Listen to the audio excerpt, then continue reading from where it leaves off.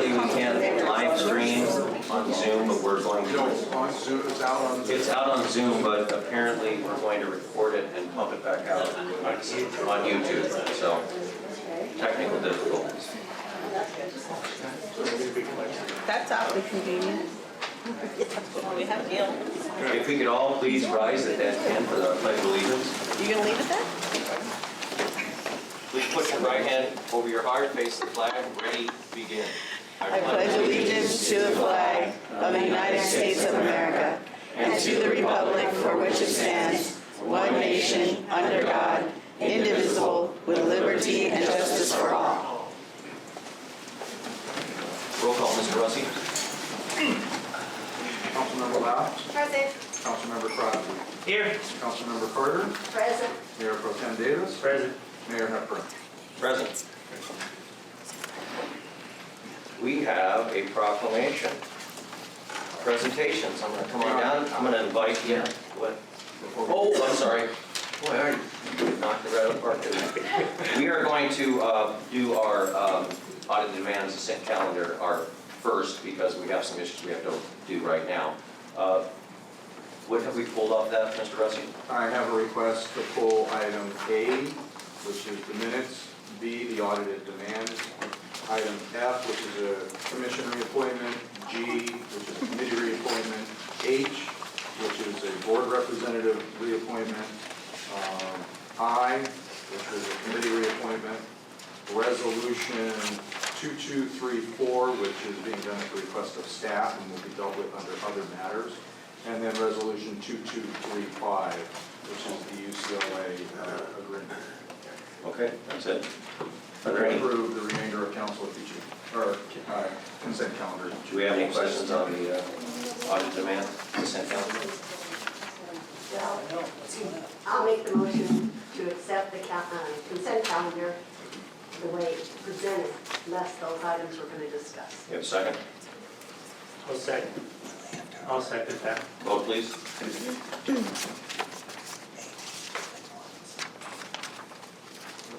Oh, sorry, that's not the right. There we go. And the vote came up, so you We're get good. Oh, good. Well, I turned the red off. Now, we're going to do a proclamation. If I could please have Ryan Harrison, Susan Boyer, Zandra Wagner, Carol Weiss, Christian Bracho, Bracho or Bracho? Bracho, I got it right. Alicia Espinoza, Yes. Alexandria Burrell, and Kim Dew. Yes. Oh, come on out.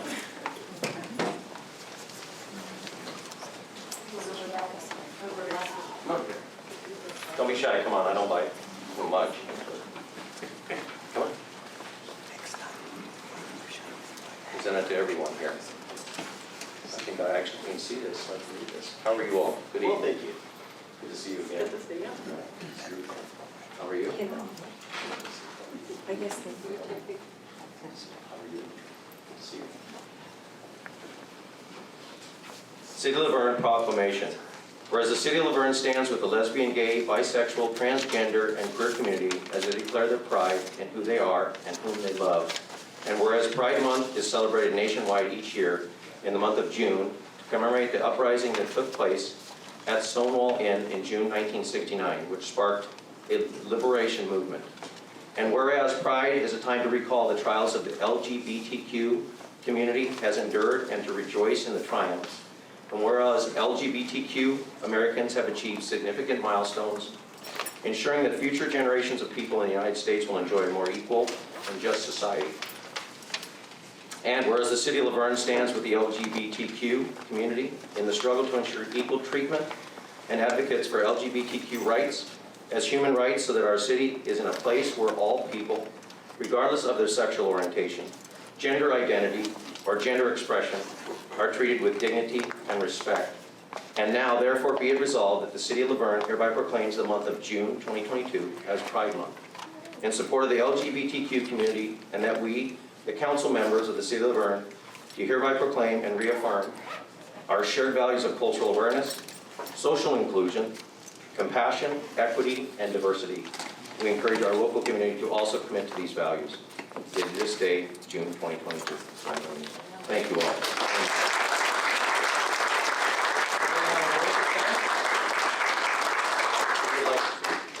I will. Can we speak here or there? Good. Thanks. We'll take this off for a moment. And this is still on.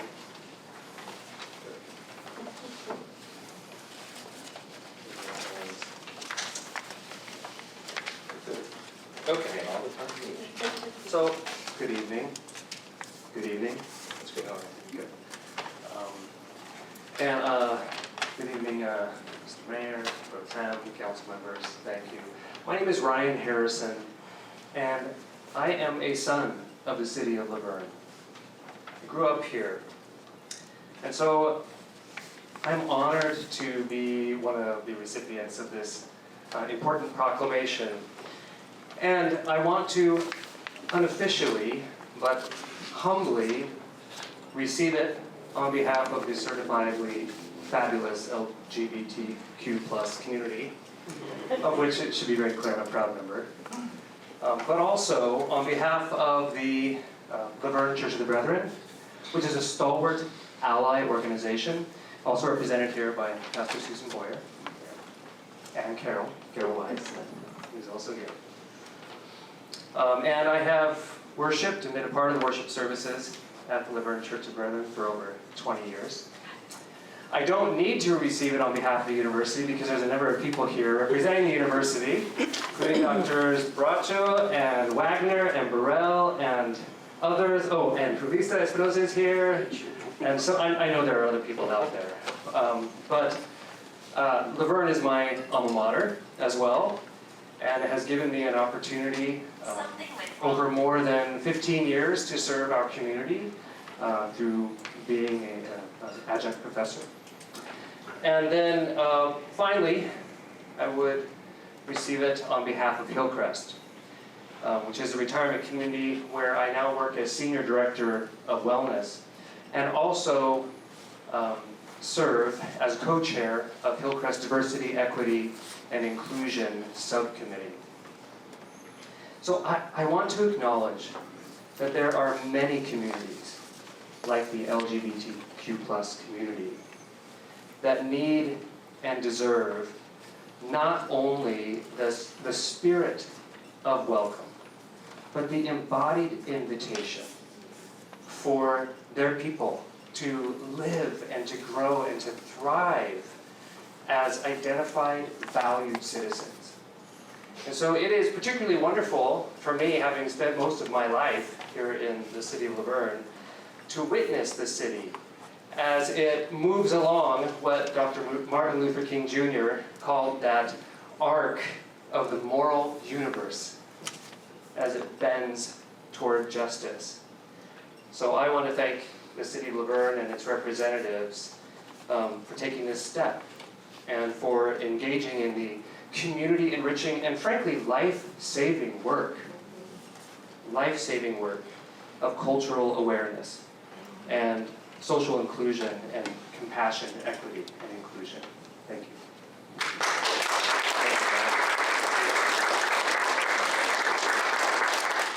I'll just make a very brief remark. This is going to be my 6th year at the University of Laverne. I grew up on Wednesday, which many of you know is not too far from here. Growing up in the 90s, I felt like high school was a very tough time for people like me, who I didn't feel like I could be safe at school. So going to college was a chance to be free and to be able to finally be my full self.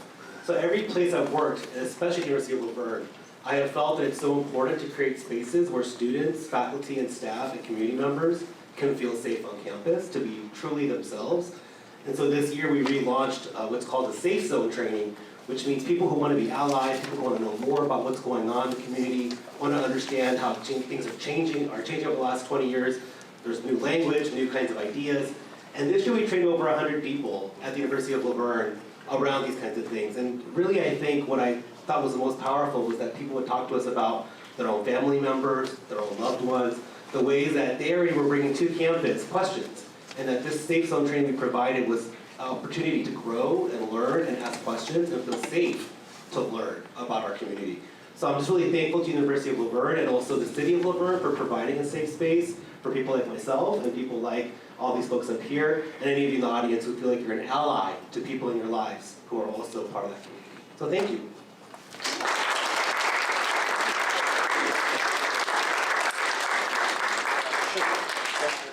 Let's get a picture. Somebody got a phone? You got it. Okay. That's my mark. Oh, Oh, good. Thanks, Ron. Anna wants it there. Now he's got blush.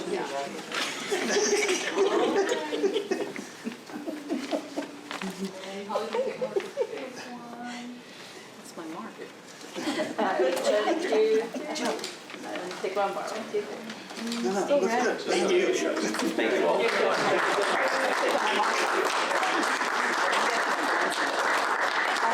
That's my grandson. Oh, that's cute.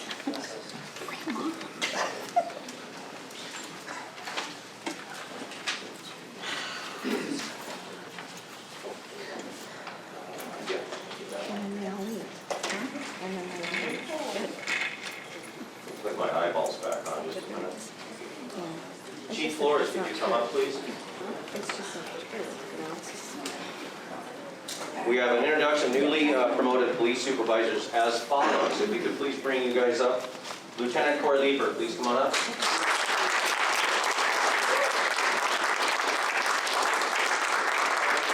Alvarado.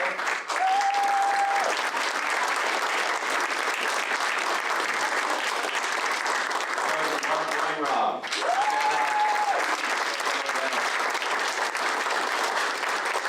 Bradley Bailey's on the list, but he's under the weather, so Sorry, I think another round of applause. We got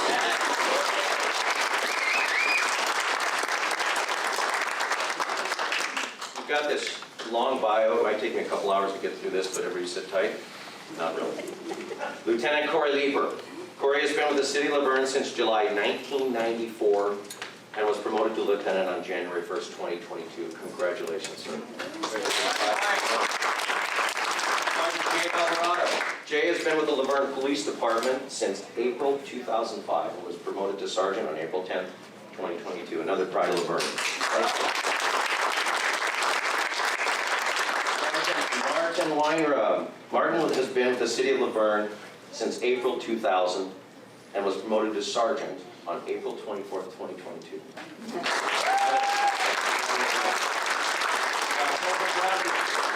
Corporal Bradley Bailey. Bradley was been with the Laverne Police Department since April 2017 and was promoted on May 8th, 2022.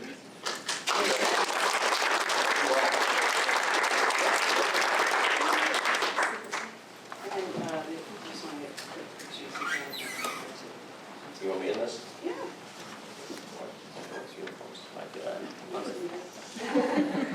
What a bomb. We all do.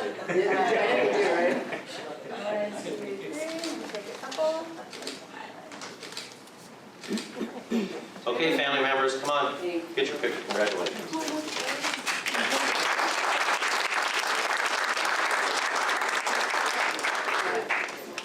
Pictures.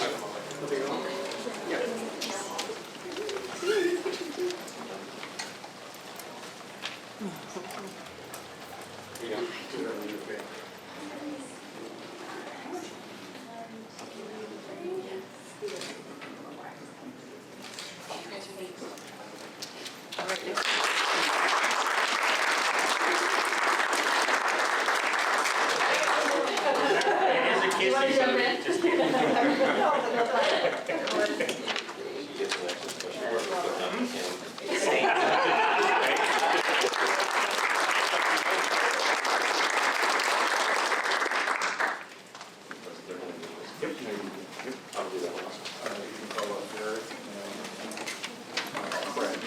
Presentation from the Laverne Canine Foundation. Mr. Shear.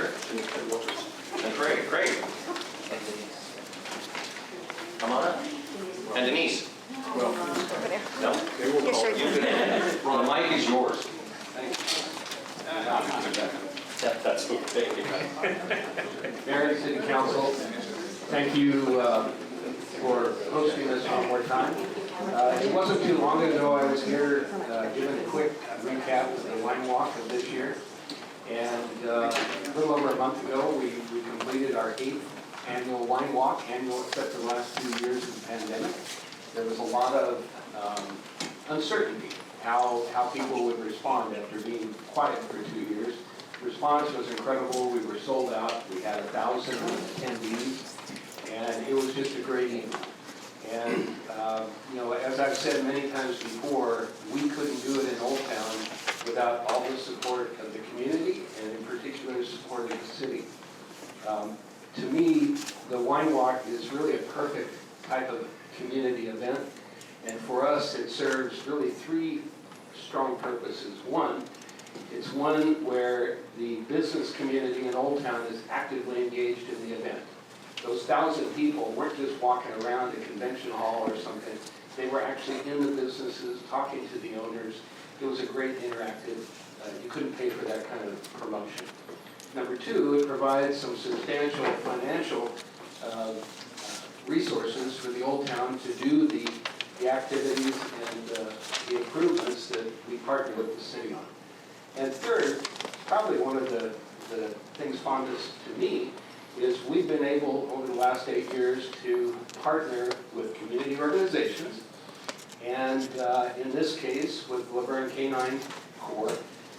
Over these past 8 events, we've been able to contribute right about $40,000 towards community organizations and activities. So it's with great pride, and I'd like to recognize Mary Stark, who's a member of our board for many years.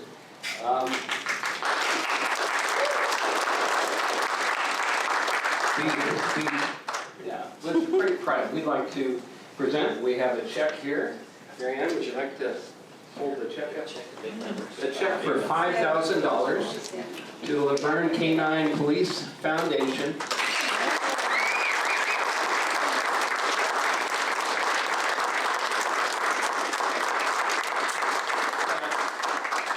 The Canine Foundation, I think, is a perfect example of a community group that really stepped up to help the city, help a well-needed activity and providing for the canine. Ron, would you like to say a couple of things? I'd be happy to. First of all, I'd like to just thank the Downtown Merchants for their generous donation. It's much appreciated. We're on the road to get our second canine. As you know, we've already been able to purchase the first one, and it's been out there working. And again, I think it's a safety issue for our police officers. And I'd like to say one other thing with the other officers here. With what happened in El Monte, it could happen anywhere. And I just hope you guys think about what you're doing out there and be safe, because I care a lot about you like the community does. I hired a lot of you that are standing over there, and I'm quite proud of that. But again, be safe out there. It's a scary time, and I wish you the best, but be safe. Thank you.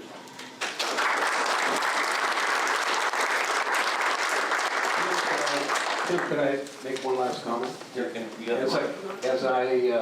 As I mentioned before, we couldn't do this without the support of the city. And I'd be remiss if I didn't recognize Bob Russi at the head of the organization for these many years, supporting us in so many different ways. We couldn't have done many of the things that we're doing. So Bob, personally, your involvement has really meant a lot to me personally and to the group. And so thank you for all of your service.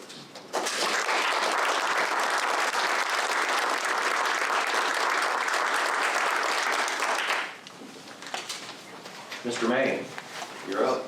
Announcements. If you have any announcements, not agenda items or comments, but more just announcements, events. Good evening, Mayor, council members, city staff, and Laverne residents. I just want to bring to your attention, we've got 2 good programs this week. The first one is going to be this Thursday, June 23rd, from 2 to 3 p.m. It is being put on by a nonprofit organization called LA Opera, and it is funded by 5th District Supervisor Catherine Barker. It is titled Opera Tales Puccini. LA Opera performers will be presenting some of Giacomo Puccini's, he's the Italian composer, some of his most famous operas that will be done in English. And the program is for kids and teens. Children 9 years of age can come, but they need to be accompanied by a parent or caregiver. And there is limited attendance, and advanced registration is required. Anybody who's interested can come into the library, or they can go online to visit.lacounty.org/events and refine the search by putting on the Verne Library for June 23rd, and information will come up. The second program. What time is the event on the 23rd? It is from 2 to 3 p.m. this Thursday. Thank you. The second program is our third session of our Smarty Pants Story Time, and that's going to be this Friday, June 24th, from 11:30 a.m. to 12 p.m.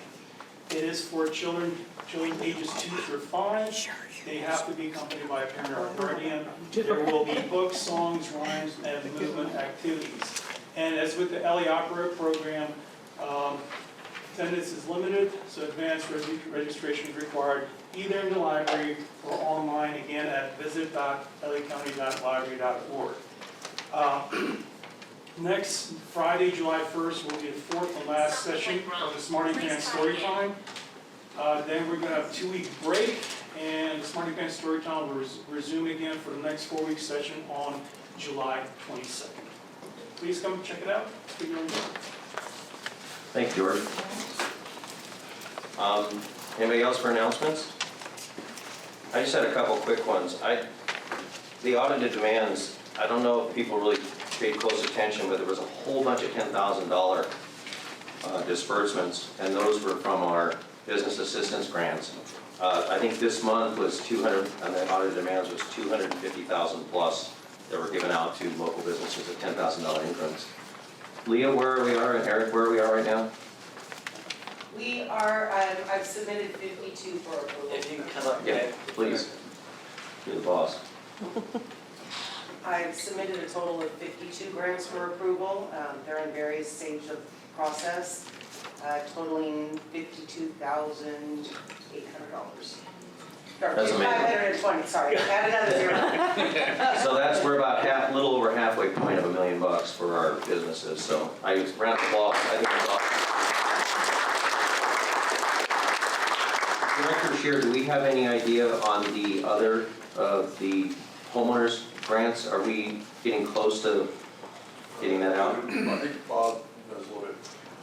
We just put out the request to start receiving applications, so I don't think we've begun processing them at any time. I couldn't even tell you how many we received at this moment. And that's on the website, is that correct? That is correct. Okay, very good. Also, today I was received regarding the two officers in Illinois that were horrifically killed in the line of duty. It's called Cory, and it's a website. I did post on my Facebook page. I know we've been posting it everywhere. It's basically a site where you can donate to the officers and their families, and I think it's really important that we, their campaign goal is $400,000. I think they're going to pass that up very shortly, but this kind of stuff has to stop, and it's just a horrific thing that happened to those poor officers, especially homegrown. They're from their area, they grew up there, went to my high school, so these things got to stop. So anyway, if you find a need to do that or want to, please donate. I think it's extremely important. Tim, can we take a moment of silence? Yes. In remember of those two officers? I think that's a great idea. We could all just bow our heads for a moment of silence for the two officers.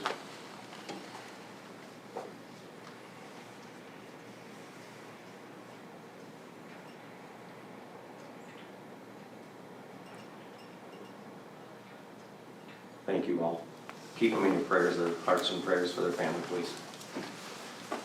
Mr. Russi, we have to go back to the full items, is that correct? That is correct. Can we list them again? Yes, I didn't get them on here. So, item A, B, F, G, H, I, resolution 2234 and 2235. Thank you, guys. 2234 and 2235. And so, you want to open up public comment for people that pulled those, is that correct? Yeah, so the first two items were requested by Mr. Bowen, And those two items were the minutes and the demands. minutes and demands. Mr. Bowen?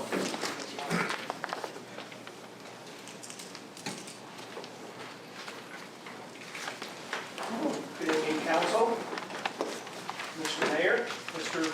Elected Mayor. This is actually a follow-up to the last meeting. I had requested some information, and the minutes currently reflect that the city manager responded to that question.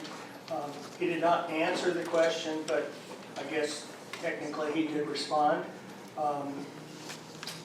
The next comment in the minutes is that the city discussed the matter, agreed that it was the best practice because staff surveyed 83 cities and what they pay for the same services, and Laverne is still one of the lowest.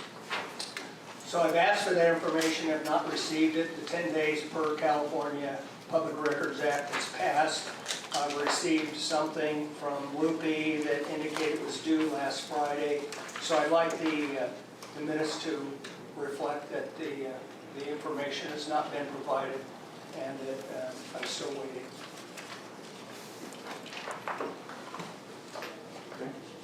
On the other items? That's it. I think mine is answered. I just saw a couple that I was interested in. Check number, normally I would go to Marla for this, but I understand she's no longer with us. So check number 159423 was for $7,832.94 to Restaurant Supply. And because all the others were $10,000 for the grants, I'm wondering if that was a bill or a grant of some type of partial grant. And also, I think this applies to later, Christine Jackson, check number 159484 for $12,000. If my memory serves me well, which doesn't always, that she is Pomona Valley, a nurse. She's the nurse educator. Current, okay. That's nurse educator. So that I know answer that. will probably get answered later. And then there was one for the new fitness company, and I'm not sure how you pronounce Chutz. Is it Chutz Fitness? Oh, Choose Fitness? Choose Yeah. Fitness, sorry. Check number 159558 for $7,892.54. And I'm just kind of curious why. Refund for overpayment on fees. Refund for overpayment on fees. Okay, that's it. Thank you. Can I make a comment on the minutes as well? Sure. Come on up.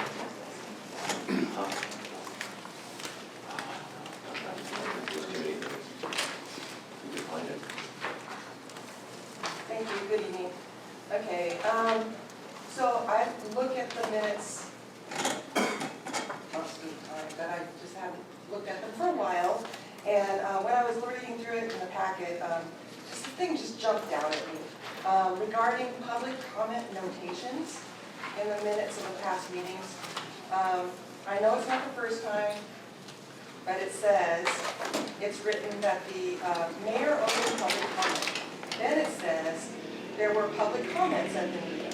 To hear what was said during public comments, please visit the city's website to view the archived council meeting. Then the following section is for council comments. In that section of the minutes, every comment from every council member regarding ribbon cuttings, events, activities, holiday wishes, and congratulations are detailed in writing. I find the omission of the residents' names and comments from the minutes to be offensive and devaluing those who take the time to come here and stand at the podium. Absolutely. I mean, why don't we just say, everybody can see what happened on the video no matter what. But if you're going to include the council, you need to include the residents. A lot of the resident comments are on very important issues, so they should be memorialized in the minutes. So what I would ask is that you please value the people who represent and give importance of your input on the official records of the minutes. From this time forward, please. Thank you, Ms. Perry. Anyone else have any comments?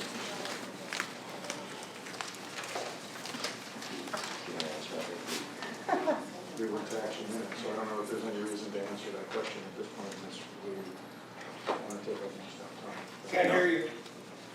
We were just discussing, I think we're fine. There's nothing else. Nothing else. No, I didn't have any. I will get back to Mr. Bowen on some of those. I don't have all the answers for you, but I will happily provide those. As far as your comment regarding the public records request, we are still in the process of gathering some of the information that you requested. That's why we asked for an extension.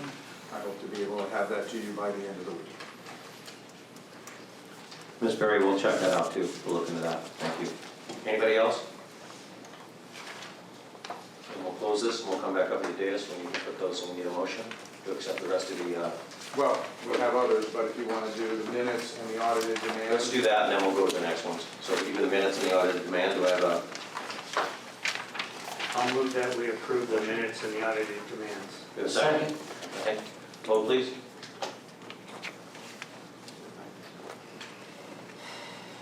And that is a unanimous vote in favor of those items. Mr. Russi, we are now,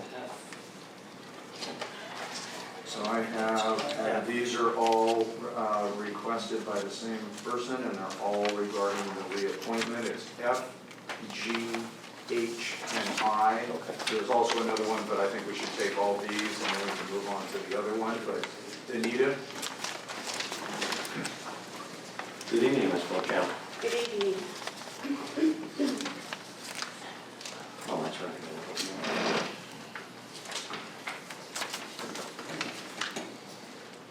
The reason I requested that these items be pulled from the consent calendar is my concern for automatic reappointments.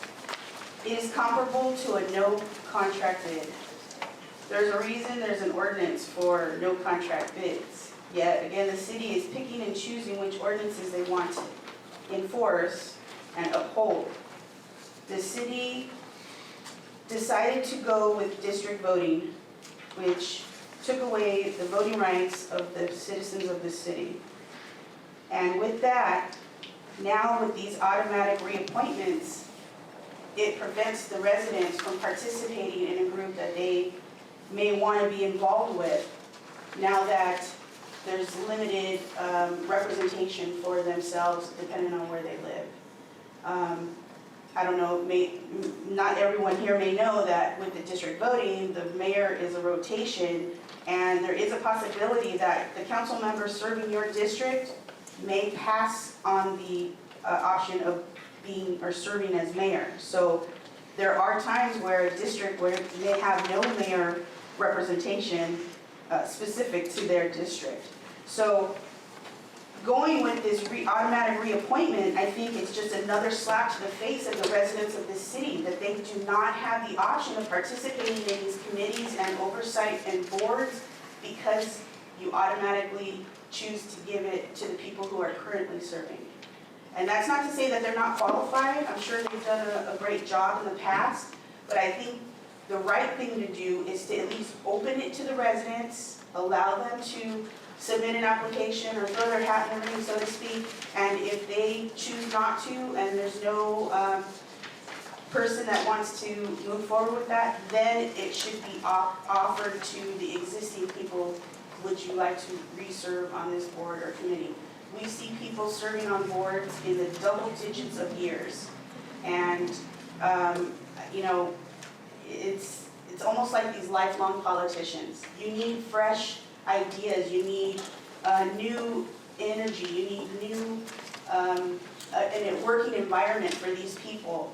And I think when you stay with the same people over and over again, you know, you're discounting that, and it's a detriment to the residents of this city. So I think with the other part of my issue with this is that there are 2 council members that are going to be exiting this council. And these committee members and board members are going to be working for the next 2 to 4 years. Why is this a decision not left for the new council to be made, as they are the ones that are going to be working with these people directly? So I feel that this council should not vote on this tonight. I think it should be tabled until the new council is installed, and they can make that decision on whether or not they want to automatically reappoint or open it up to the residents. And this is my same comment for every single one of these items, so F, G, H, and I. So rather than come up every time across the board. Thank you. Thank you, Ms. Beauchamp.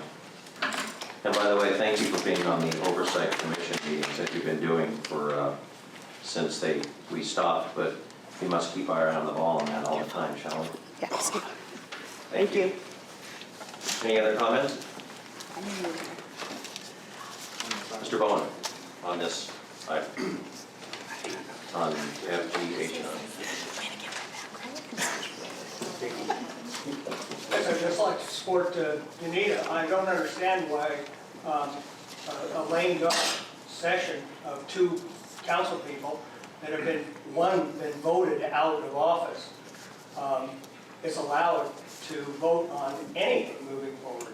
It seems like, again, no one's listening to the citizens. It was just recently a vote.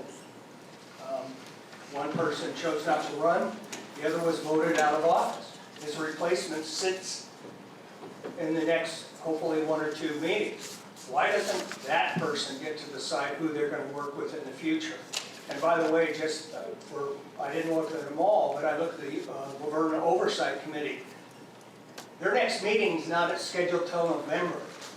So what's the critical time frame to reappoint those people? And by the way, I think both those people, Kenny Chang and Jennifer Simonson, are great representatives and would recommend they be reappointed, but not by a lame duck group of folks. Please let the new council do what they're now been elected to do. Thank you. Thank you, Mr. Bowen. Anyone else? Anybody on the phone? We'll go ahead and close that and bring it up to the dais. Does anybody wish to speak on these issues before we take a vote on it? I will. Understanding what the situation is, and I do understand what you're feeling about this, but most of these people on these committees, I was a part of bringing them on, and I'm very proud of that. We had the Planning Commission, for example, Jason Simonson, young, family, school. Jeremy Conrad, young, family, school, lives in historical Laverne. Jason lives in North Laverne, right by Fire Station number 2. Thomas Allison, historical Laverne, family, university. I mean, these are young people that eventually need to take this city over as far as what we're doing up here. We can't do this forever, so I do support that. I understand, and if there's any issue with any one of these individuals, the new council that comes on can make changes down the road. If there's an issue, we'll address it as a council. Senior advisory appointments, the same. I was part of that. Tri-C Mental Health, I was part of that also. I think it was a good decision. Laverne Citizen Oversight appointment, as Mr. Bowen said. Kenny Chang and Simonson, Jennifer, I mean, they're salt of the earth of this community, and they care about what they're doing. So I personally support this. I understand how it might look to you people, but I've supported all these since I became mayor and before. So I'm in support of these people getting reappointed. Like I say, if there's issues down the road with the council and there's an issue with the new council, we'll address it as a body and move forward that way. But they've done a really good job. I think staff has been real happy with them. I think that we're moving in the right direction as a community, and I think that they're going to be an asset as they have been. So I'm in support of that. So, other comments? I need a motion. I guess I would be happy to abstain from this vote if that's going to taint the outcome. Absolutely not. You appoint them also. Mayor, I would like to say, lame duck is ridiculous to me. We are on the council, elected to do our job until the day that we step down. We will do our job until July 20th.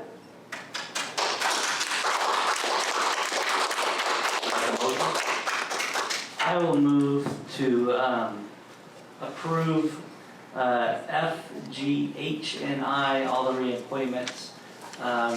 So the reappointments for the Planning Commission, the Senior Advisory Committee, the Tri-City Mental Health, and the Laverne Citizens Oversight Committee. Second?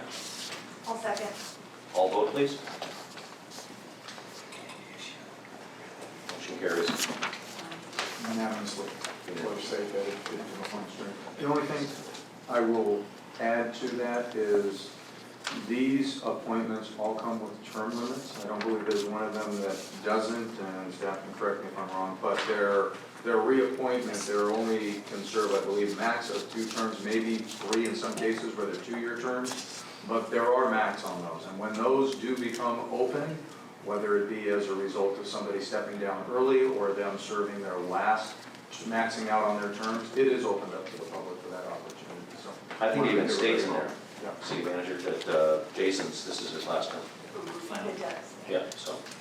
Okay, then we move to 2234 and 2235, is that correct?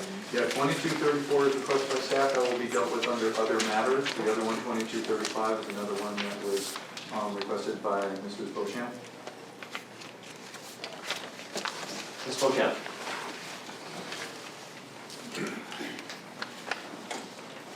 I do have a question though, just prior to what Mr. Russi stated, that, to my understanding, Mr. Allison served when Ms. Lau came to the council when she was on planning commission. So the time that he finished should have been what would have been her full term.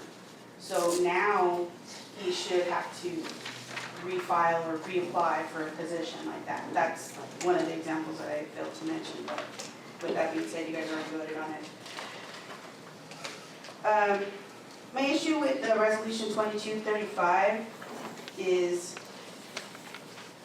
AB 5 was signed into law as an executive order by Gavin Newsom on November 5th, 2019. That was 2.5 years ago.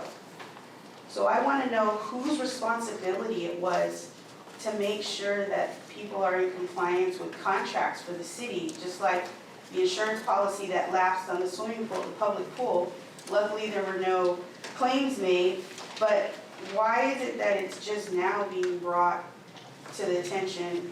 I'm guessing because our new chief, who is excellent and goes through everything with fine-tooth comb, I don't know, but I would like to know who's directly responsible for that. For those of you who are not familiar with AB 5, it is pretty much, Newsom took away your right to work as an independent contractor. You could work, you know, a side job, and then you would just get a 1099 and you file that income with your income tax on your tax return. Now, you must apply for a business license and you have to be considered self-employed, and so you have to pay yourself like a payroll tax and Medicare and all these things. And so this money that you make, you know, to help your income is being taxed at a much higher rate than what normal income is. And so it's put a huge burden on people who used to work, as the newer generation likes to refer to as side hustles. I am familiar with this because I work as a Little League umpire, including this city. And so I'm just absolutely appalled that no one in this city was aware of this law and this violation with this person. And so I have no fault with what you're doing now to rectify the situation, but why not just hire her as a city employee or a fire department employee and circumvent the entire AB 5 situation altogether? That doesn't make any sense to me. I don't know if it's a budgetary decision or what the real reason is, but I think there could have been other issues or other things that could have been suggested to remedy the situation. So I just feel like this is an example of something that has slipped through the cracks, and then, you know, nobody wants to accept responsibility for it. And again, like Mr. Brown said, these are questions that I probably would have addressed to Marla, but since she's no longer here, I don't know who else is actually handling this kind of issue, so thank you. Thank you, Ms. Beauchamp. Anybody else wants to speak on this item? No, we'll close it.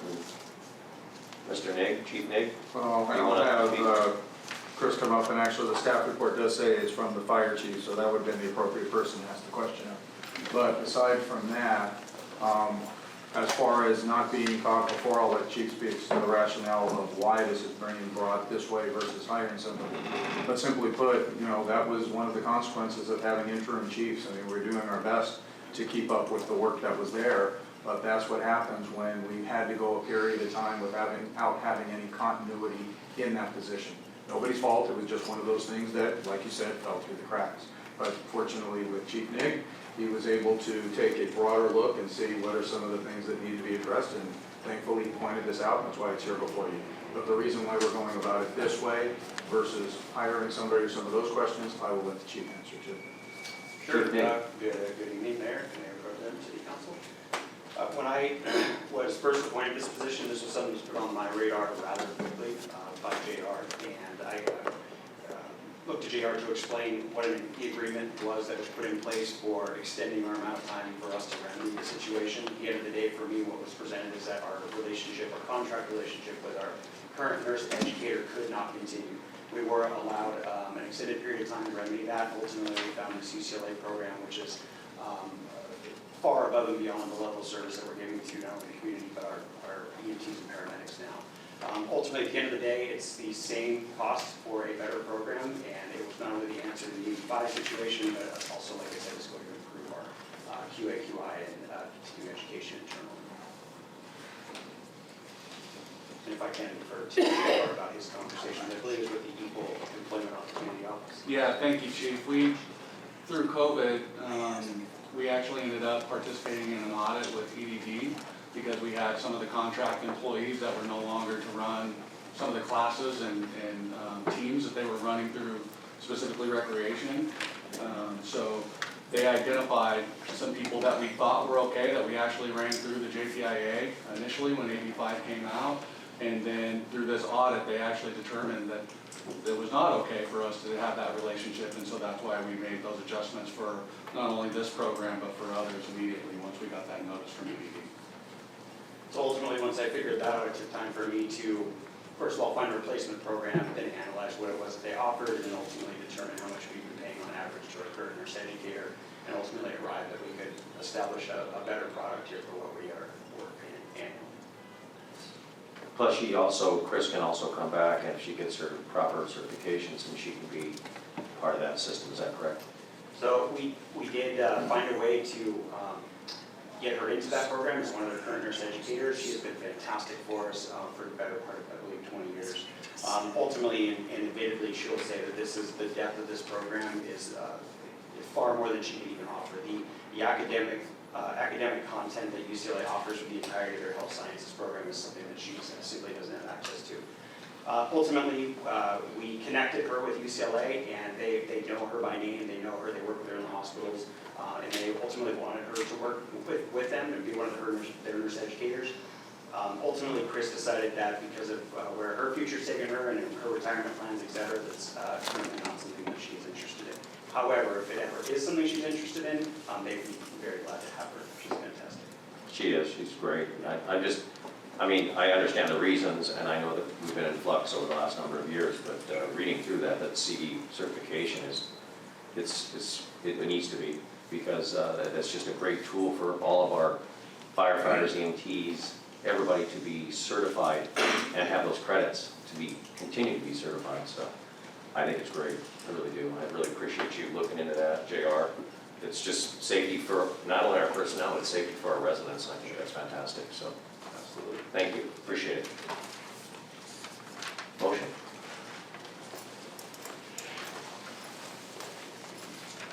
I move to approve resolution 2235. Second. I'll second. Vote, please. I'll second. We'll put it on the mic.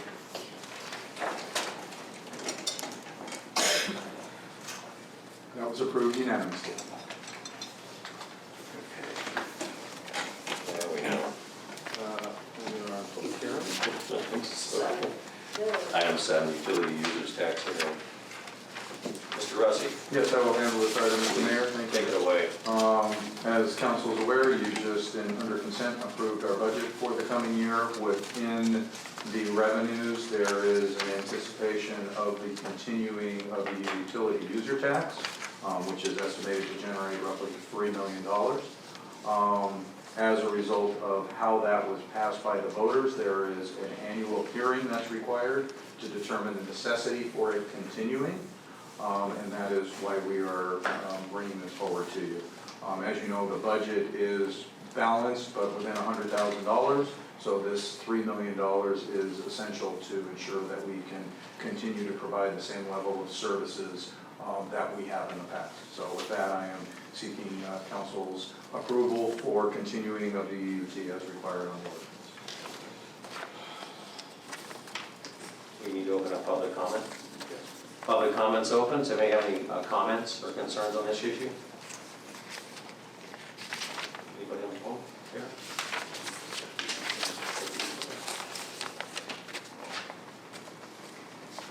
Close public comment, bring it back up. Any questions or comments for staff?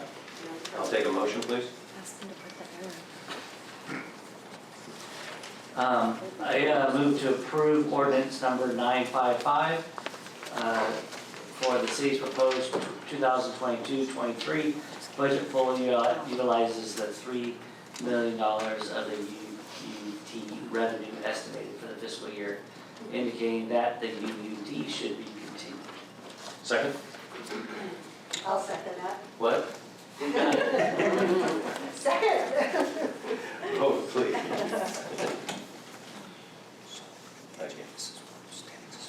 And that was unanimously approved as well. He's got it. Mr. Rossi, we move to item 8A, Laverne Chamber of Commerce Partnership Agreement. This will be handled by Eric Shear. Director Shear, good evening. Good evening, Mr. Mayor, council members. This is the Laverne Chamber of Commerce has submitted their annual agreement for the next fiscal year, which is predominantly the same as the current agreement that is in place.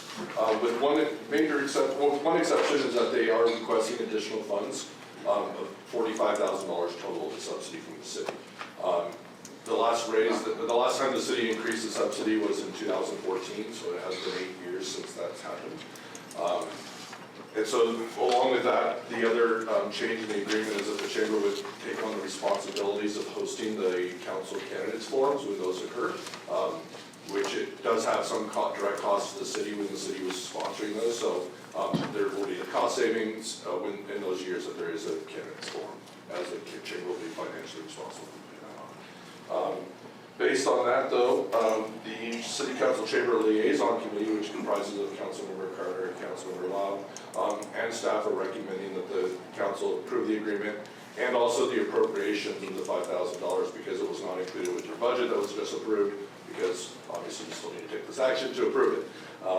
With that, I'm going to introduce Leah Skinner from the Chamber to go over some of the past year's events that the Chamber's done. Who's that? What's her name? Good evening, Leah. Good evening. Thank you so much. In regards to the city partnership agreement, July 1st, 2021 through June 30th, 2022, the Laverne Chamber has implemented all required programs as stated in the agreement and has met the conditions as also stated by the agreement. Under economic development, we did host a physically distanced Taste of Laverne this year. In person at Brackenfield Airport in conjunction with our second annual restaurant week. And this is the way our program is going to be moving forward. We will be having the in-person event at the hangar on a Wednesday night, followed by the restaurant week that Thursday through Sunday. So we really do give a lot of exposure to all our fabulous food in Laverne. Save the date, Wednesday, October 19th. We sponsored our Small Business Saturday event this year. It's the Saturday after Thanksgiving. Raffle tickets demonstrated over $22,000 in sales in a single day. We participated in the 4th of July parade with Shop Laverne messaging. Held our 3rd annual Excellence in Laverne Business of the Year Awards. And our Chamber ambassadors welcomed over 36 new businesses to Laverne this past year, which was very exciting and had been quite dead for a few years. Under workforce development, our Principal for a Day program was not able to be held in person this year because of COVID, but we were able to hold our Teacher of the Year Award in person, and we recognized 13 outstanding educators in Laverne, and they were gifted with 2 very big, very heavy gift bags from donations from all of our members. Actually, very heavy. They were massive. I couldn't believe it. Yeah, it was a very generous year. It Very was. exciting to see everybody in person again. And we were able to award 6 scholarships totaling $3,500 to 2022 graduates. And all these funds were raised through voluntary contributions from over 200 chamber members.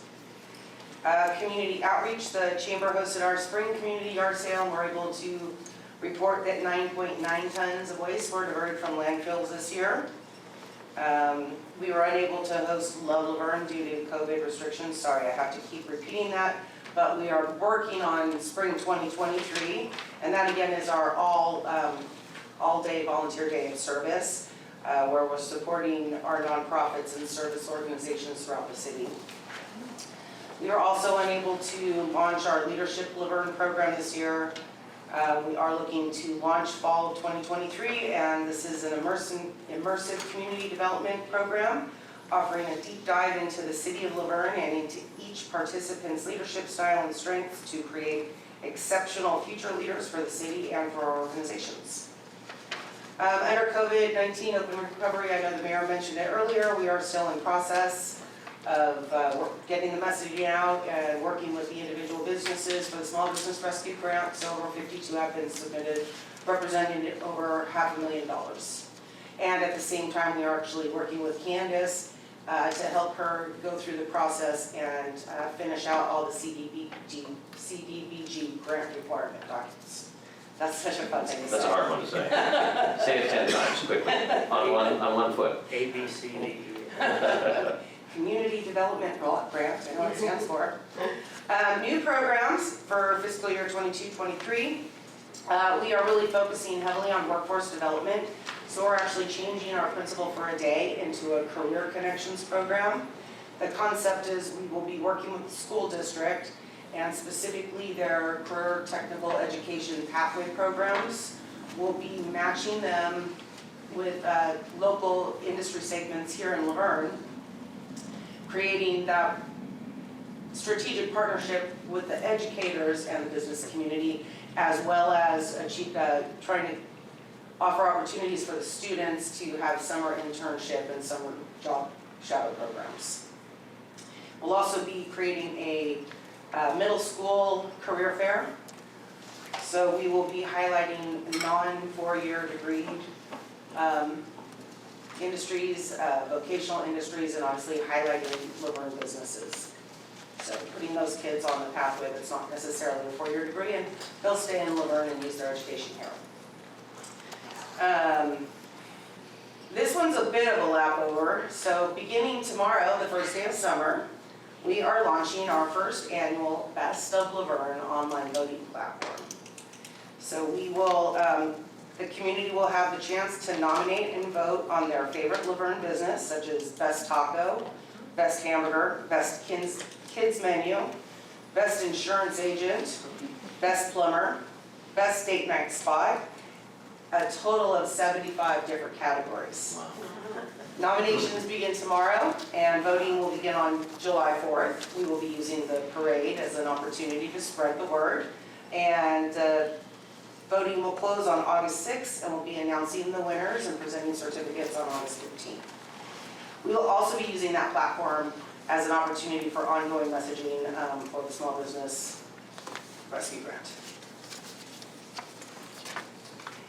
And finally, the members, staff, and board of directors would like to thank the City Council for their continued support of the Chamber of Commerce and steadfast support of the business community. That's all? Any questions? No, I just a comment. I mean, you guys do a fantastic job. I was at the installation dinner the other night. It was fun. They had it at the grill house, right across from Starbucks on Foothill, and food was great, but the people are just so friendly, and you run a great show and a great, Morgan and and Juan's now going to be his insurance agent, going to be the new president. So, but you guys are great as usual, and also with the partnership with the University of Laverne for the business assistance grants. But you guys are rocking it, and I just saw those checks and I read the audited demands, and I'm going, this is really cool, because how many restaurants, last time it was $250,000, which was $2,500 increments, it's $1 million. $10,000 goes a long way, and I've already talked to a couple people and received it, and they're just tickled to death, so I have heard comments that these funds are literally keeping doors open. Yeah, Yeah. especially right now. Yeah. Yeah, especially with a lot of the businesses. And patience for everyone out in Laverne, that some of the businesses with employees, it's tough. It's slower service, it's just because they don't have enough employees, so might be an extra 20 minutes, you know, that's just one more drink, just relax and enjoy yourself. Non-alcoholic beverage or alcoholic beverage, but the point is that patience, and I think appreciate who's there because they're all experiencing the same thing across the board, all the businesses, so. But thank you very much. Do we have any comments for, please? I just want to thank Leah and all the work you've done. By reading this today, I was driving here to the meeting, just seeing the Chambers shop Laverne signs coming down white. It just highlights things that you do and quietly as well. But sending updates every single week of what's going on in Laverne and highlighting businesses, really appreciate all the work and what you promote for all of our local businesses, so thank you. Okay, as you know, Wendy and I have been your liaison with the city, and I've been that since you came on. You know, it's my whole 13 years I've been it. So I have seen you grow over the years. You know, you have brought more and more programs to us. You never stop thinking about what next you can do, and you've been so wonderful for the chamber. You built it. You promote Laverne. We need your face there. Working at the chamber many years ago, being the interim back when I was 28 years old, people would stop in to say, well, I want to move to this city, I think, what's it about? So I know how crucial the chamber is, and I'm still trying to find a permanent home for the chamber. They need a place, so if anyone has a building they want to donate to the Chamber of Commerce, but you need a home. You need a place to call the Laverne Chamber of Commerce. Anyhow, thank you for all you do, and continue, and you know I'll be around to help you. And just to reiterate, like, I don't know how many people have a chance to get to know Leah. She's around at everything, but she really is one of the backbones of this community. You treat everybody like family, and you are always looking to see what you can do to help someone out, to help a business out, and to make sure they flourish and thrive. And that's no small feat, especially through this pandemic. So I hope you know I thoroughly appreciate your creativity, your tenacity, and you're just a treasure for this city, and I really appreciate that. So thank you. And your scissors. Sharp. But thank you. I forgot to mention Councilmember Lau and Councilmember Carter. Thank you. And Leah, you do a great job. We see you all the time, and it's just amazing. I think we need to go to public comment. So, did you want to go ahead? I was going to wait till after public. Oh, okay. We're going to open up public comment. Do we have any? Ms. Beauchamp, it looks like you want to speak on this item.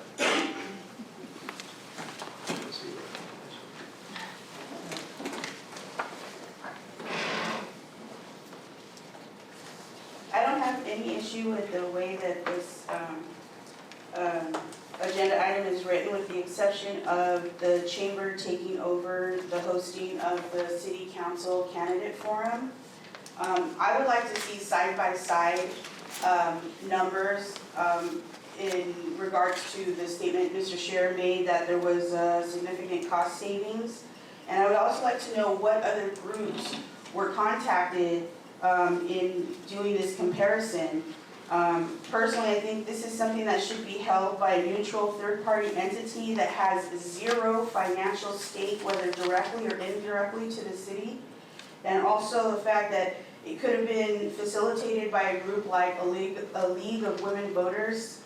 They are the hosts for City of San Dimas, which is the adjacent city. Or better yet, why not create a volunteer group for the city like Senior Advisory and 4th of July? Why not create a committee specifically for that? That is something that would give the residents an opportunity to a new thing to participate in, understand the whole election process, and get involved. I know, speaking to many residents with this last election, that they have contacted the county registrar's office and offered to volunteer. They kept saying they needed volunteers, yet they were never contacted, they were never emailed. So I think the city could help facilitate that and get more people involved. But that is really my only issue about this item, and I agree that Leah does an excellent job with Chamber of Commerce in Forest City.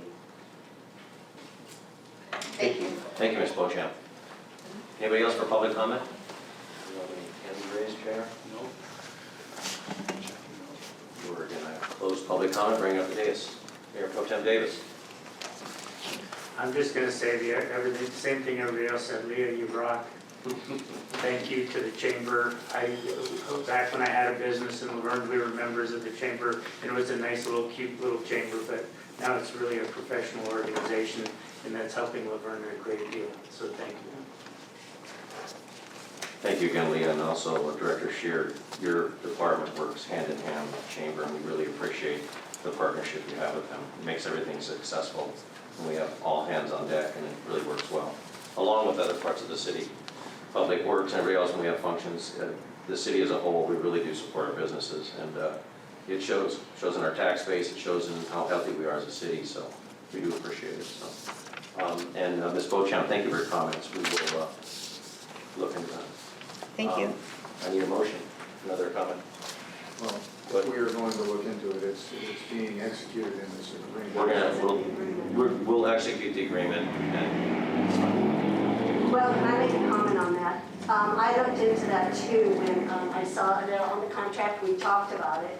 And most cities do not handle their public forums.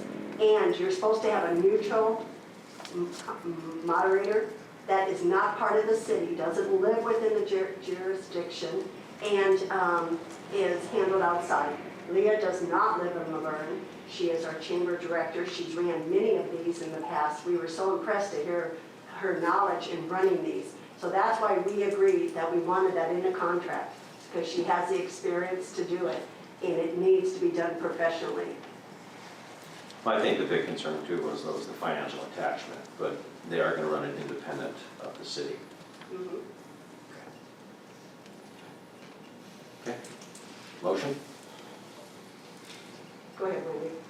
I move that we approve resolution number 2239, approving the Laverne Chamber of Commerce's partnership agreement, which includes programs and funding for a 12-month term in the amount of $45,000, and approving an additional appropriation of the $5,000 increase in Fund 101-3006, an incentive subsidy program for business recruitment with a cost not to exceed $3,000, subject to agreement provisions, and continuance of the previously approved line of credit not to exceed $10,000 from July 1, 2022 through June 30th, 2023.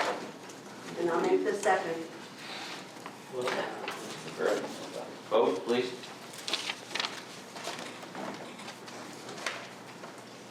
And that vote was also approved unanimously. Mr. Russi, I am lost now. We are on other matters B, and if you'll remember that also will be tied into that will be the resolution for consent.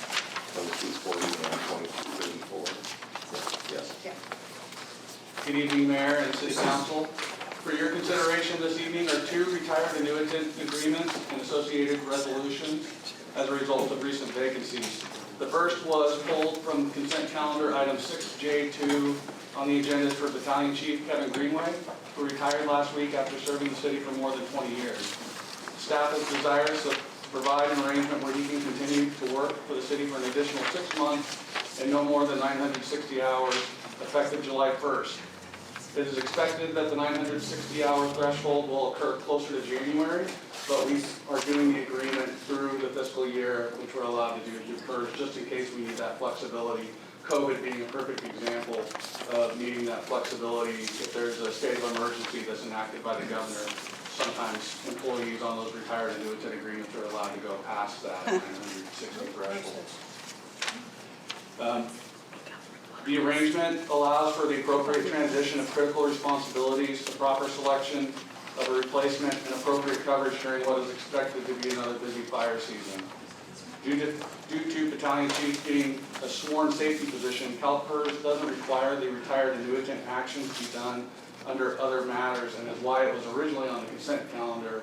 We had the late arriving item of the second retired annuitant agreement that did need to be under other matters, so that's why staff pulled the first one so we could just do them jointly and explain that. The city also has a vacancy for Director of Finance and would like to enter into a similar agreement with Michael Yelton. As this is a critical position within the city, recruitment has been initiated, but that process is expected to take some time to identify the best candidate. We're also looking at using a professional recruitment firm to help us with that as well. The situation is additionally challenging considering the timing of the final budget and year-end process is now underway. The city is in immediate need for a seasoned and experienced financial professional such as Mr. Yelton to help the city through this transition. Mr. Yelton has over 30 years of experience providing municipal services to Southern California communities, serving as the Assistant City Manager, Director of Administration Services for the City of Duarte for 15 years prior to his retirement. In this role, Mr. Yelton held overall responsibility for managing finance, budget, personnel, data processing, transit, fleet maintenance, and risk management, making him very well qualified for this role. The city has confirmed with CalPERS that the reasons for retaining Battalion Chief Greenway and Mr. Yelton satisfy the required standards. As such, both agreements will result in cost savings as the retired annuitants are not eligible to receive any benefits outside of their hourly rate. Staff recommends the City Council approve the attached resolutions authorizing the City Manager to execute agreements with Kevin Greenway and Michael Yelton to provide temporary part-time employment. I'd be happy to answer any questions if there are any from council or from the community. Thank you, JR. We have to open up public comment on this, do we not? Doesn't require it, but you should. Let's go ahead and open public comment before we continue on. Does anybody like to speak on this issue, on either of these issues? Mr. Bowen.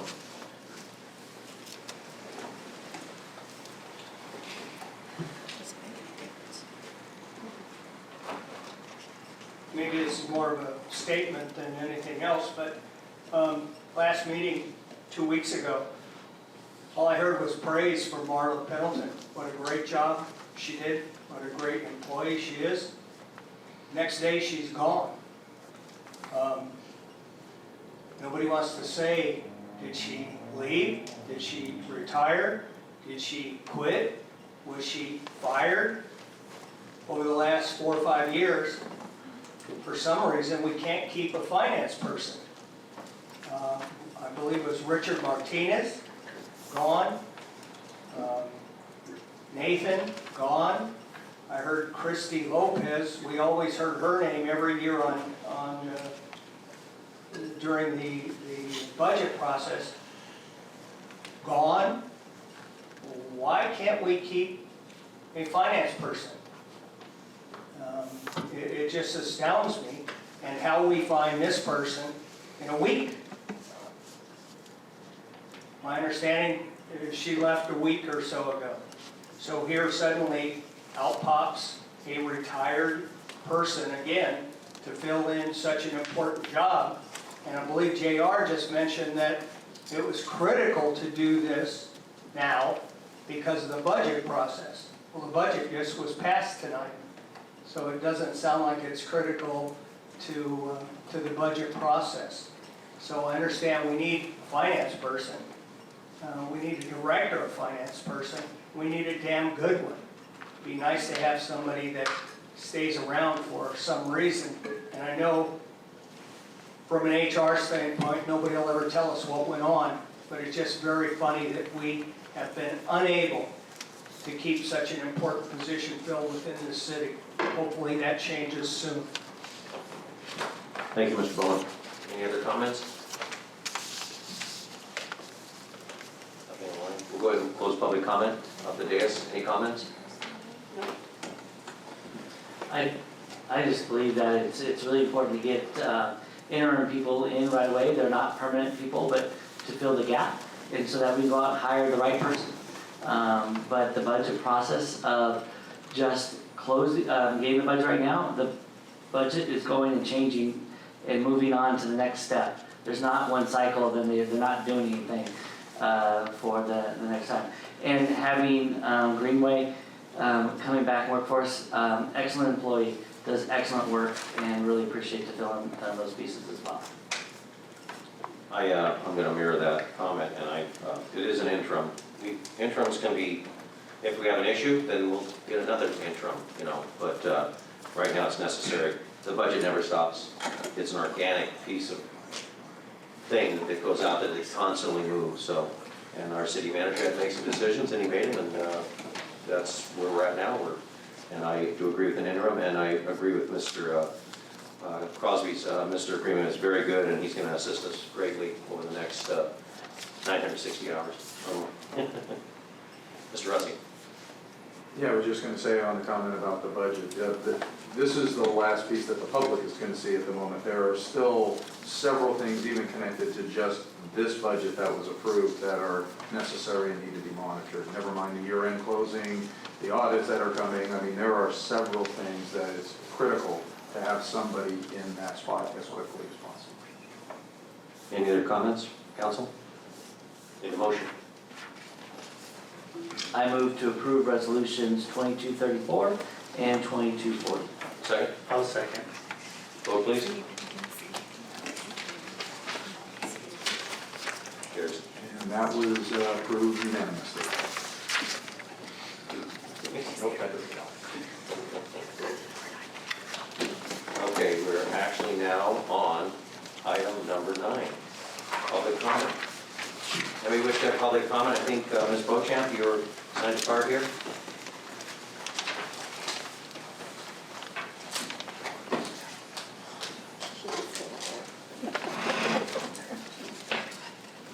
I want to thank Councilmember Carter for making your statement about they're still here doing their job until, I believe, July 20th is the date she stated.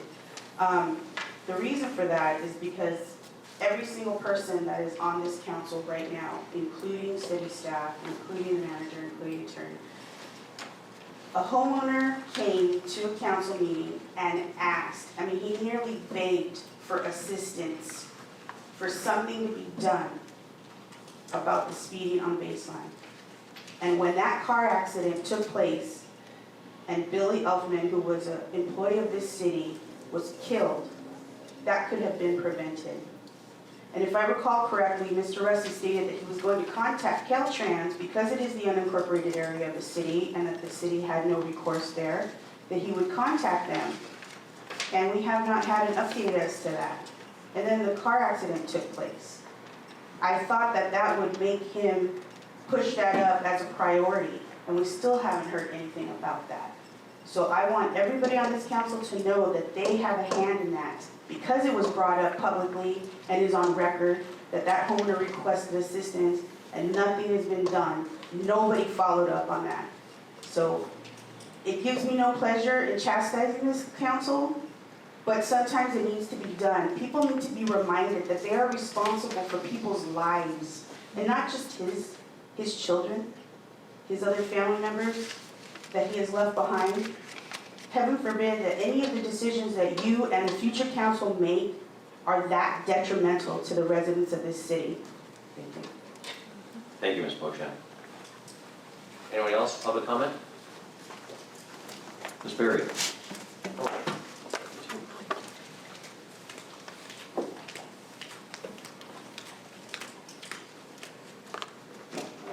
Hello again.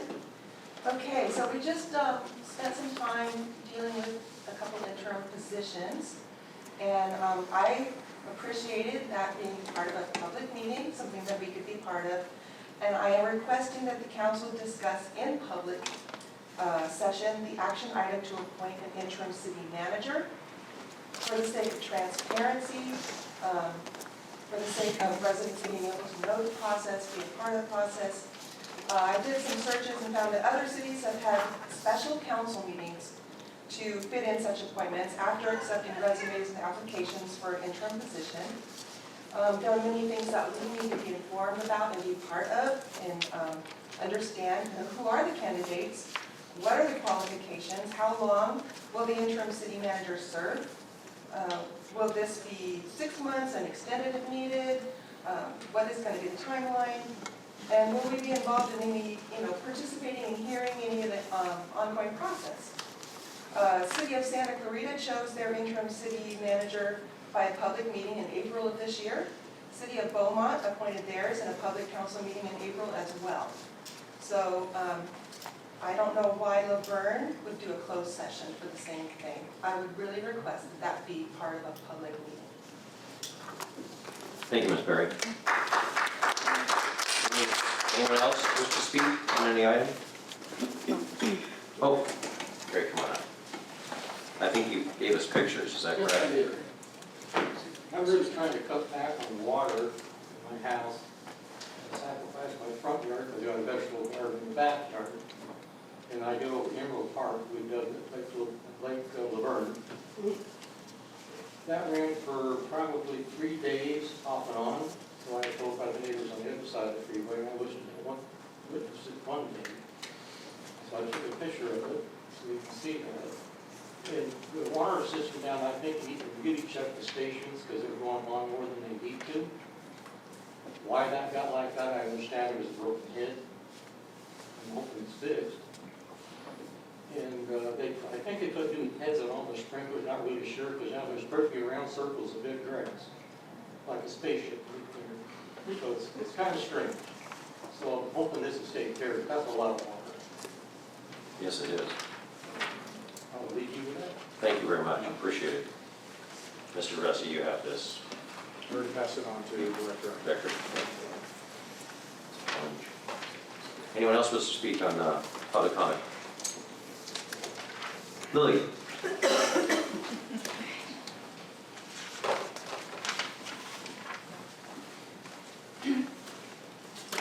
evening. My name is Leeper. I only have 3 minutes, right? So I want to agree what they say, prompts, and totally support what Palm recommend has to keep transparency. Because it has been very hard to last 2 months, and then we have 3 new council members. And then we'll really, I hope 3 of you, include someone present District 1, Stephen Johnson, will really keep Laverne's future transparency. And then I want to say happy retirement, Connor really did a lot of stuff, and then happy retirement, Rossi, right? So, but why I'm concerned right now, actually, you know, look at me, I wear the rainbow flag, right? So my son, hey, where you going? I say, hey, I go to Prime Month, I need to go to support them. And then he goes, no, it's not right, it's not the same flag, it's 6 color, not 7 color. I'll say, oh, good question, okay? So for me, my understanding, rainbow is a promise from God. We are a Christian family, they born in Laverne, they raised in church, and now one of my sons refused to go back to church. Why? Brainwashed in school, okay? My 2 sons, my husband walking back up to pay private school right now. I still went to Bonita school board meeting last week to comment how serious sex education and CRT brainwash our kids. My 2 kids not in public school, but their friends they are in, right? I couldn't isolate them. I just want to bring up how serious the problem is. The sex education from January and till this month, okay, last month, half years. 6th grade, 7th grade, 9th grade, 10th grade, 4th grade teach together. I mean in last 6 months, okay? It lasts 2 weeks, 2 to 3 weeks long. It's not 2 to 2 days.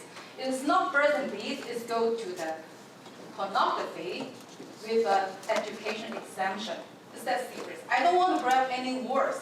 All the words we'll talk about, policemen gonna take me in because of sex assaulting.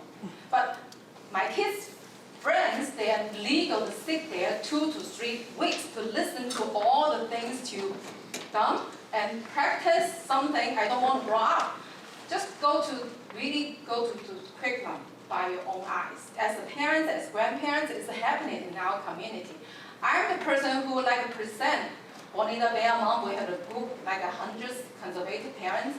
I really want to know that LGBT community know they are just part of the community. Just like us, individual, we respect them. We have no problem with any LGBTQ. But when my son get confused, I refuse let him to wear pink to go to school, and then he come back to tell you are homophobia. I said, no, I respect them, it's okay. I worked with as a designer for many years. I worked with the photographer, designer. A lot of them, they're gay, lesbian, blah, blah, blah. They are telling people that no problem to respect them and hang out with them. But I don't want little kids, young generation, they feel isolated if they not agree with any LGBT, Pride Month, rainbow. My son want to put the rainbow in my backyard, front yard. I said, American flag is the only flag I want to put in my front yard. So this is rainbow, but it's a promise from God. Fine, okay. I don't want to argue with that. I just want to everybody be very serious. I respect Pride Month, no problem. I hang out with them, but I don't want to be too emphasized to all the young generation. It's really too much, too much. I want to everybody to be treated equally. Yeah, thank you very much. Thank you, Lily. Yvonne?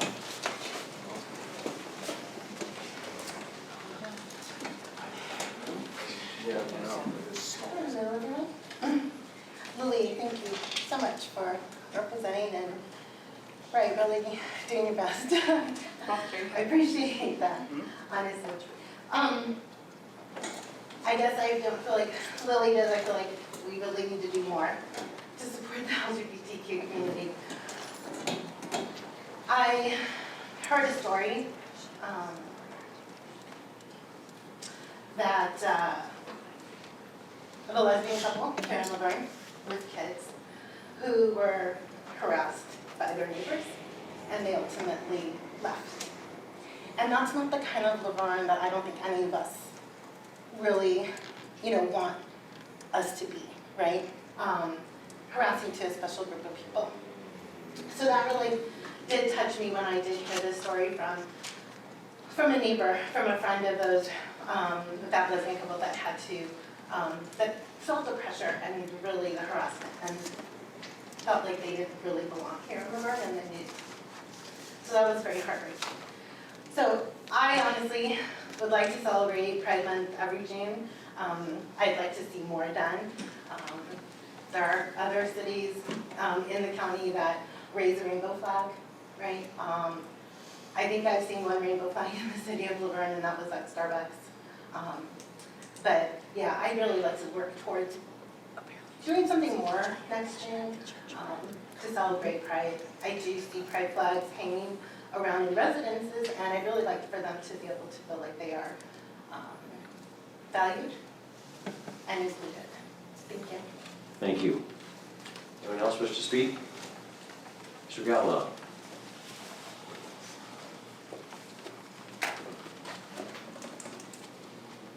I had something prepared, but here's a question.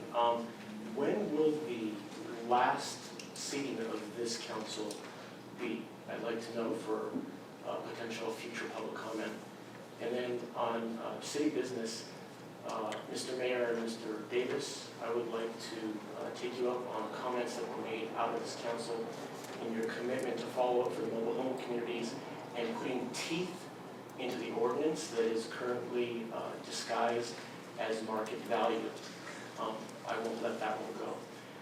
Additionally, in clarification for some of the comments that were made earlier about the misalignment potentially of choosing folks for the various committees and commissions, I think that's a result of the election realignment. So I encourage you to go back and look at the things that have been impacted by changing the election to what it is today versus what it was in the past, because that might alleviate some of the future conversation around, when it is that you should do your job or who should be entitled to do your job.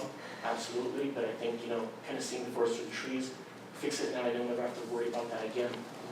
And then on a different note, regarding the changes to water usage, it has dawned on me that now that people have their lawns done and have less grass, that they are filling their green cans to less of their capacity. So I wonder if there's any opportunity to go and review the contract with Waste Management as to potentially fewer pickups to save money for the city and for the residents if they're not filling their cans with grass that's not growing because we're not watering our lawns. So, thank you. Thank you, Mr. Gallo. Any other public comment? Mr. Bowen.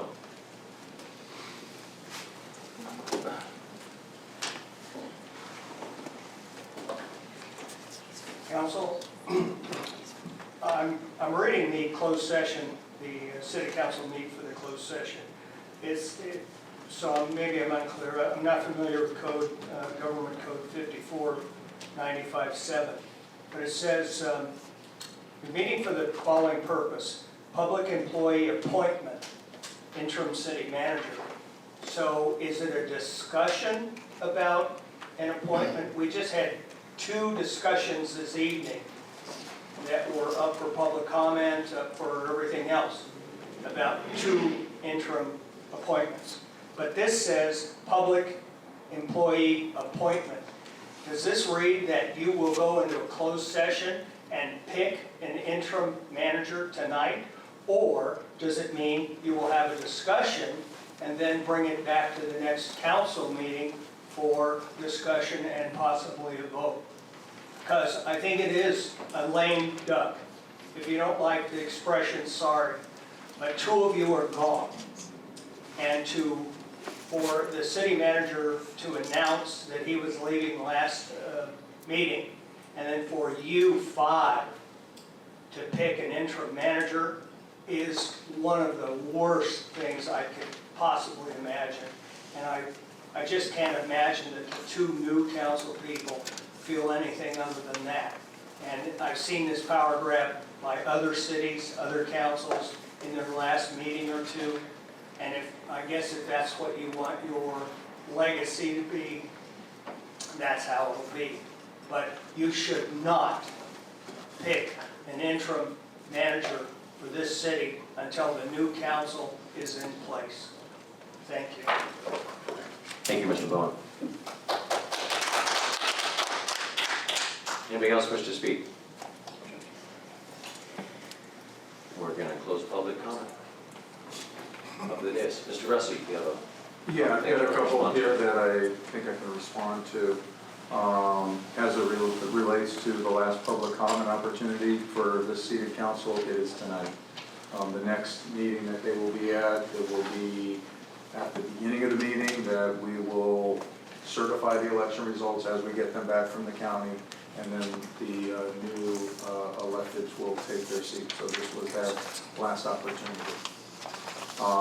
As it relates to the question regarding baseline, we have pushed back and we had been pursuing with the county, with Caltrans, even prior to the accident and after the accident. We sent a letter with the mayor's signature directly to the Caltrans director seeking for some type of remedy. So those actions have been taken to the extent that the city can.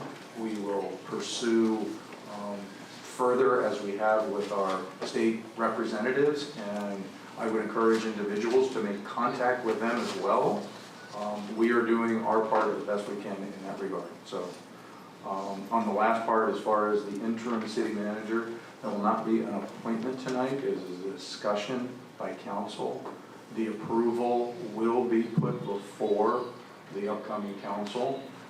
What is being discussed tonight is there was direction from council out of the last meeting, last closed session, and we are bringing that back for this group's at least discussion and consideration going forward. So there will be no action on the interim city manager from this council. On that note, I'd like to just, if I could, with your consideration, just say a couple words.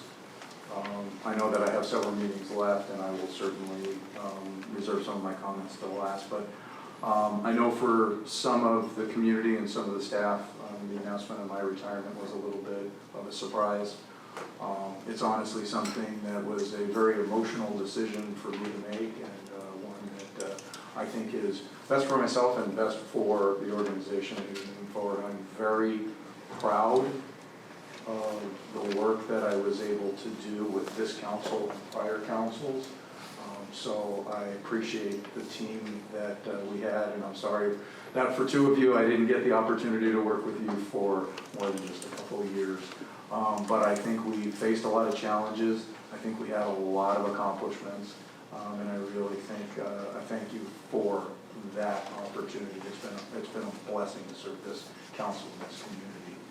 I want the community, staff, and council to know it's my commitment to work with this council to help this transition be as seamless as possible, and identifying an individual that will at least take my seat until they can identify a more permanent, sooner rather than later, I believe is an important part of that, to create that soft landing of transition, because that matters to me.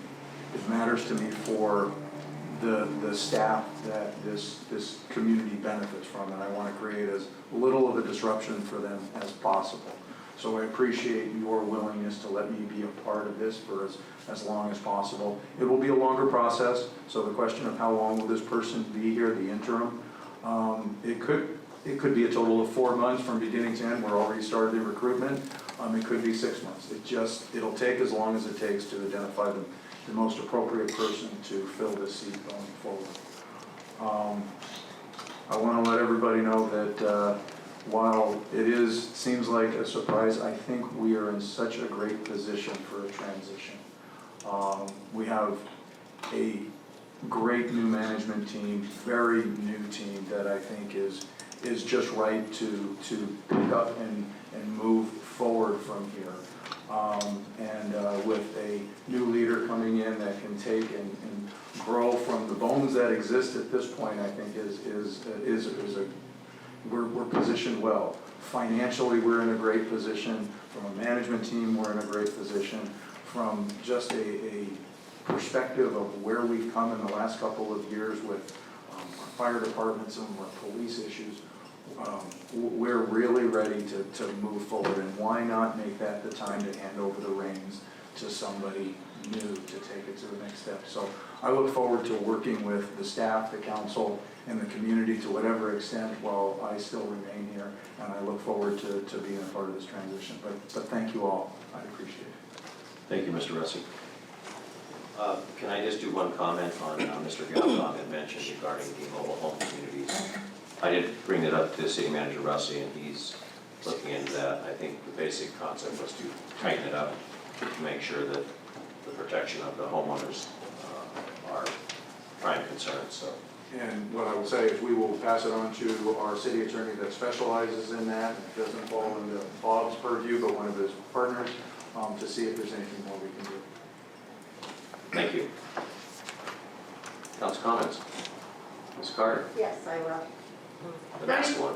Bob, I'd like to request, can we have the sitting council on the 20th have a few minutes to make final comments? I didn't know this was our last time. The 18th, actually. The 18th, yeah, exactly. So the 20th. At the very beginning, we will have a spot at the beginning.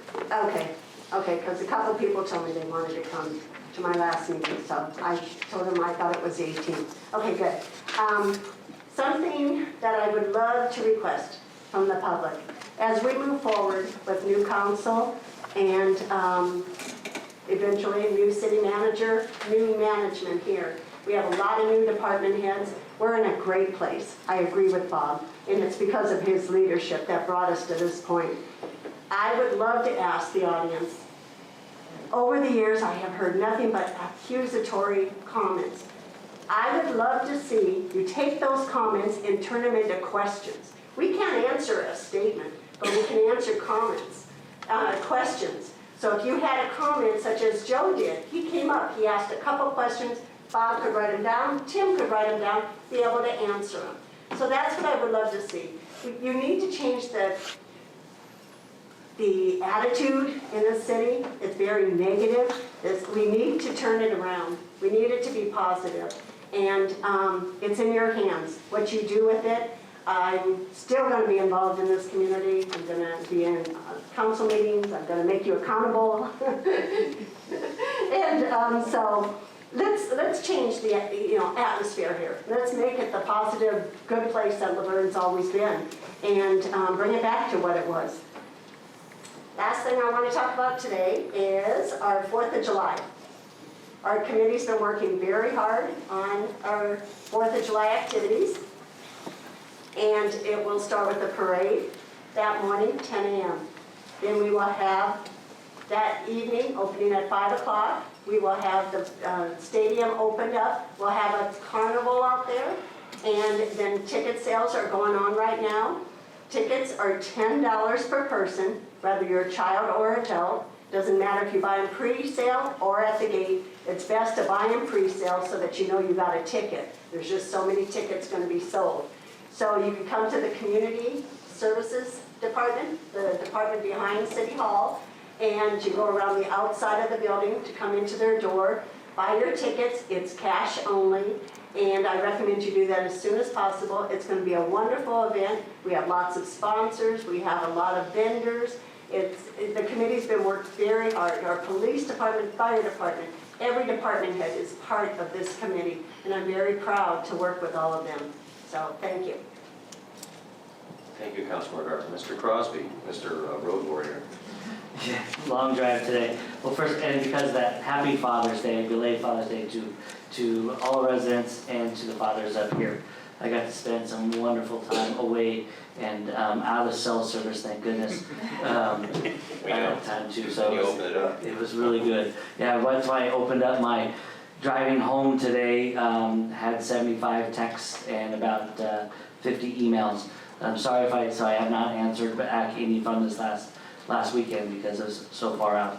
Happy Pride Month. Great showing today, and it's a great day to be a Laverne resident because of what the city has done. I want to highlight something that was on the agenda today. It was the improvement plan for the Monera Square. Can't wait for that to see its fruition. And we talked about today of all the downtown business and wonderful things in action to do there. Having that square completed is just really going to really highlight our activities. So that was make sure it passed. And residents might not know of what Laverne Police Department did this past week and their support for the city of El Monte. We went and sent officers down there and really supported them in their need. So I really want to thank Chief Flores and Laverne Police Department for going out and helping out our fellow city in their dire need. And so I really appreciate all that you guys have done. Lastly, as this is the last scene of this council, it's been a great pleasure the last 2 years to sit with every one of you. Your guidance, your support, your help, your teaching, really appreciate it. And appreciate discussions and what we've done for the last 2 years. We've gone through being elected right before closing the whole world down and making through in our city, coming out in abundance with an even greater budget, putting more in our reserves and helping out our residents and our businesses. And it's because of the leadership of our city and the employees, but also especially this council. And it took every one of you to do that. So I really appreciate all of your support, and looking forward. Change is good too, and one great thing of why we live in the United States of America is that we have peaceful coups, peaceful changes of government. And we need, well, when people change and things change, it's not like going in other places where it would be a lot more difficult. And so I really appreciate change and appreciate that we keep moving forward. Thank you, Mr. Crosby. Councilman Lau. I just want to also say Happy Father's Day to all the dads out there, whether you fathered someone biologically or you are a father figure. That role in a child's life is really, really important. This was the first year since the pandemic that we got to celebrate with my dad at home. He's still recovering and still going through all of that, but every moment is precious. So I just truly, if you didn't get a chance to say thank you to your dad or to the person that serves as a father figure in your life, please do. Also, what took place yesterday too was Juneteenth. And I didn't know about Juneteenth until a couple of years ago, and I think it's a really important thing for folks to know. It's also known as Emancipation Day or Freedom Day, and this commemorates the date of June 19th, 1865, when federal troops arrived in Galveston, Texas, to give word to the enslaved African Americans that they were finally free.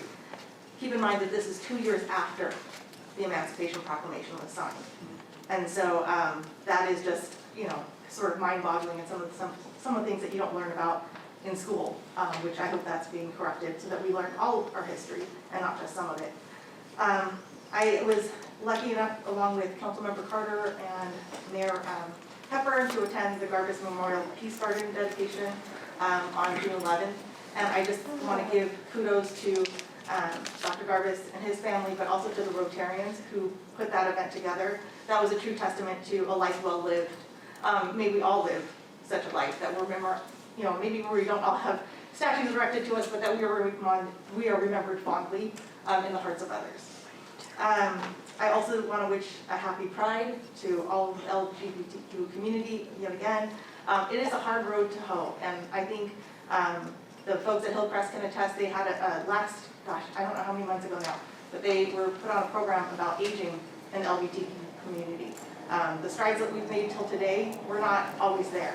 And so for a lot of those people to have to live closeted and not to be their authentic selves, that's heartbreaking. And I hope that we do better this generation going forward. And last but not least, for those of you, and I see a University of Laverne t-shirt out there, so for all of you that are alum or have family or friends that are alum, the Lewis Center is actually open for use by alumni, Monday through Friday, 10 to 6. And if you're asking, what's in the Wellness Center and why do I want to go? It's got state-of-the-art gym equipment, there are classes there, and it's free if you're an alum. So I know the hours are limited, that's because student workers we don't have enough student workers, it's summer.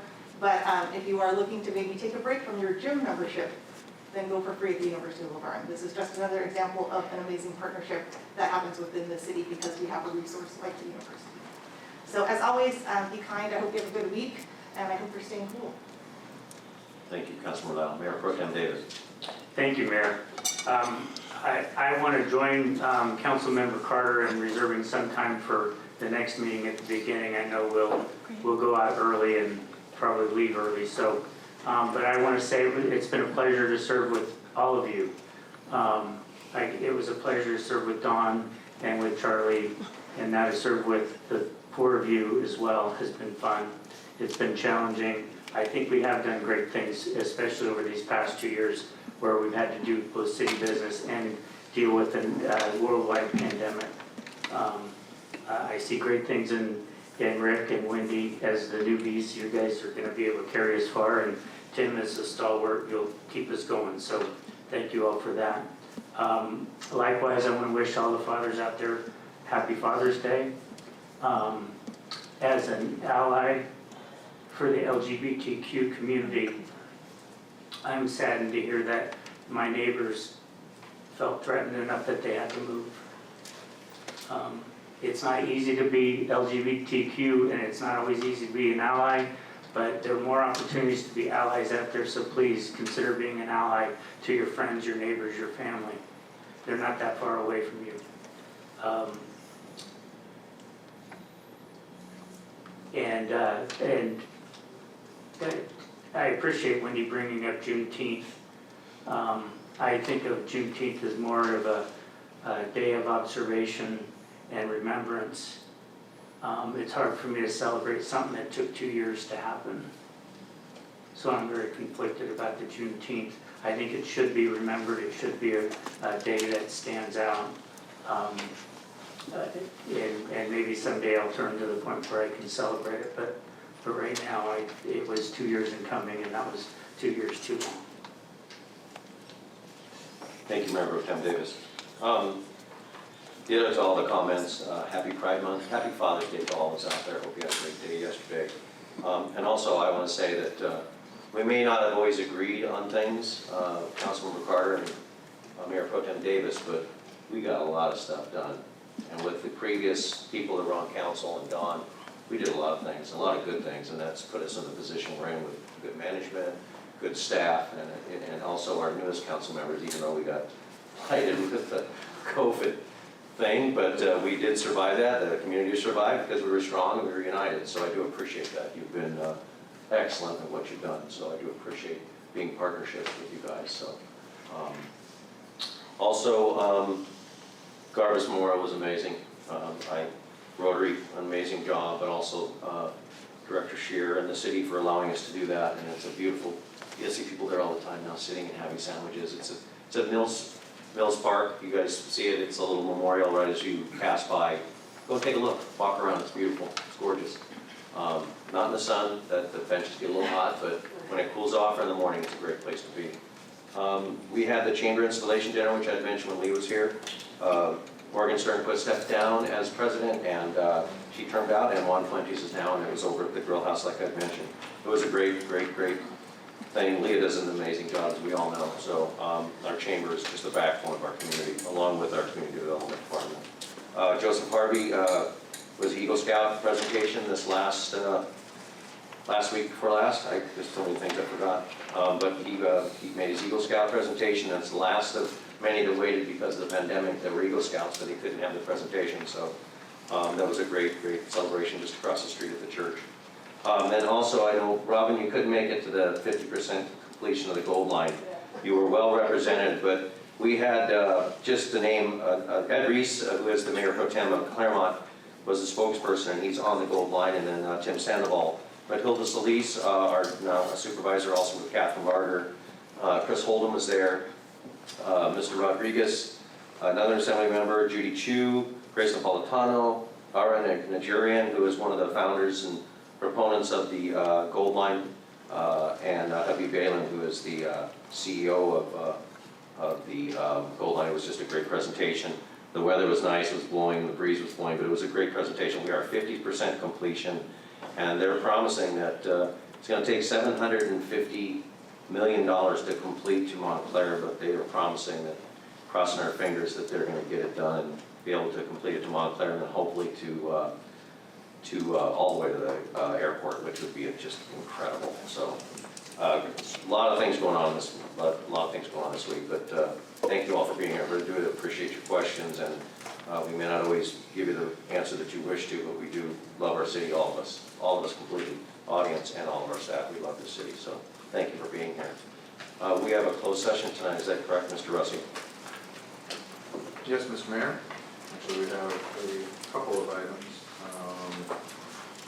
First is conference with labor negotiator under Government Code Section 54957.6, and all represented groups.